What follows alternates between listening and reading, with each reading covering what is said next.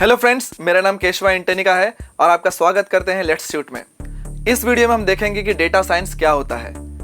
आजकल आप कई सारे टर्म्स ऐसे सुनते होंगे जैसे कि data analysis, artificial intelligence, machine learning, deep learning etcetera.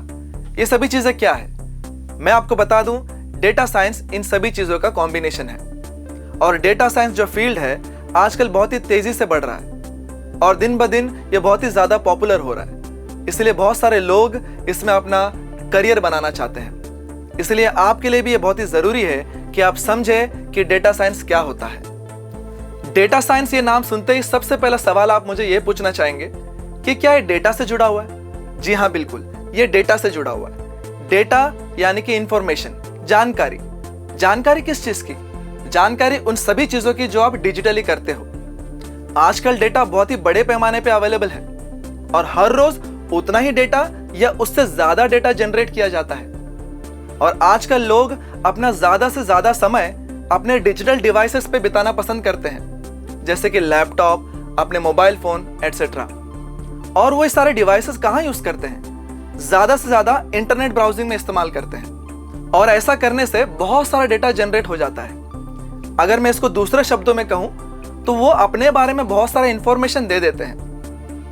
Information किस तरह की? इंफॉर्मेशन कि वो किस तरीके की वीडियो देखना पसंद करते हैं। इंफॉर्मेशन कि वो किस तरीके के आर्टिकल पढ़ना पसंद करते हैं। इंफॉर्मेशन कि वो किस तरीके की इमेजेस देखना पसंद करते हैं। और ये सारा इंफॉर्मेशन काफी होता है किसी का भी ब्राउजिंग बिहेवियर समझने के लिए, यानी कि ब्राउजिंग वाले आदतें। और जब ये समझ आता है तो ये आसान हो जाता है कि ये समझना कि वो व्यक्ति किस तरीके का इंफॉर्मेशन ढूंढ रहा है, ताकि उसके पास उस तरीके का इंफॉर्मेशन उपलब्ध कर दिया जाए। तो चलिए इस चीज को कुछ उदाहरण, कुछ एग्जाम्पल्स के थ्रू समझेंगे। मान लो आप YouTube पर न्यूज वीडियोस देख रहे हैं और आप लगातार देख रहे हैं। थोड़ी देर बाद आप ये नोटिस करोगे कि YouTube खुद आपको न्यूज चैनल सजेस्ट करता है, वो भी उस तरीके के न्यूज के लिए जिस तरीके का न्यूज आप देखना पसंद करते हो। ये कैसे हो रहा है? जब आप लगातार YouTube पे किसी एक तरीके का वीडियोस देखते हो तो आप YouTube को बताते हो, आप इन्फॉर्म करते हो कि मैं इस तरीके के न्यूज में या फिर इस तरीके के इंफॉर्मेशन में इंटरेस्टेड हूं। और YouTube ये समझ जाता है और आपको उसी तरीके का इंफॉर्मेशन या फिर वीडियोस सजेस्ट करता है। एक और उदाहरण देखते हैं। मान लो आप Amazon पे कोई प्रोडक्ट सर्च कर रहे हो। आप खरीदो या ना खरीदो वो बात अलग है, लेकिन आप कुछ देर बाद ये नोटिस करोगे, भले ही आपने Amazon बंद कर दिया, कुछ और सर्च कर रहे हो, लेकिन वहां पर एड सेक्शन में Amazon आपको वही प्रोडक्ट्स को सजेस्ट करता है जिस कैटेगरी के प्रोडक्ट्स को आप सर्च कर रहे थे। ये सब कैसे हो रहा है? ये सब क्या कोई वहां पर बैठा है जो आपके ब्राउजिंग बिहेवियर देख रहा है और आपके जरूरत के हिसाब से इंफॉर्मेशन फीड कर रहा है? बिल्कुल नहीं, ये सब ऑटोमेटेड प्रोसेस है और डेटा साइंस इसी तरह काम करता है। और इस तरीके से जब इतना सारा डेटा जनरेट किया जाता है तो बहुत ही जरूरी हो जाता है कि उस डेटा को स्टोर करें, उस डेटा को समझा जाए, एनालाइज किया जाए और उसमें से कुछ कंक्लूजन्स निकाला जाए। और ये सभी चीजें करने के लिए हाई लेवल कॉम्प्यूटेशंस होते हैं, यानी कि ऊंचे लेवल के कैलकुलेशंस जो कि ह्यूमनली पॉसिबल नहीं होते।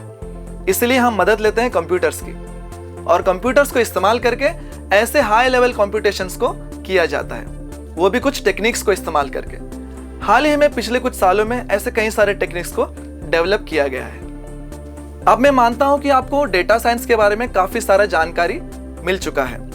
अब इन सारी जानकारी को इस्तेमाल करके हम कोशिश करेंगे कि डेटा साइंस को हम डिफाइन करें, वो भी अलग अलग तरीकों से।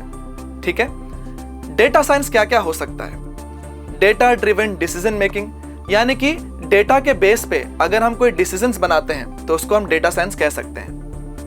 Making business strategies based on data analysis, यानी कि डेटा एनालिसिस के आधार पे अगर कोई बिजनेस स्ट्रेटेजीज बनाते हैं तो उसको भी हम डेटा साइंस कह सकते हैं। मिनिमाइजिंग जजमेंटल एरर्स, यानी कि जो जजमेंटल एरर्स हम करते हैं अगर उसको हम कम कर पाते हैं इन तरीकों से तो उसको भी हम डेटा साइंस कह सकते हैं। Making use of past available data for making future strategies, यानी कि जो डेटा अवेलेबल है ऑलरेडी उनका इस्तेमाल करके जब हम फ्यूचर की स्ट्रेटेजीज बनाते हैं उन तरीकों को भी हम डेटा साइंस कह सकते हैं। हमने डेटा साइंस डिफाइन कर लिया।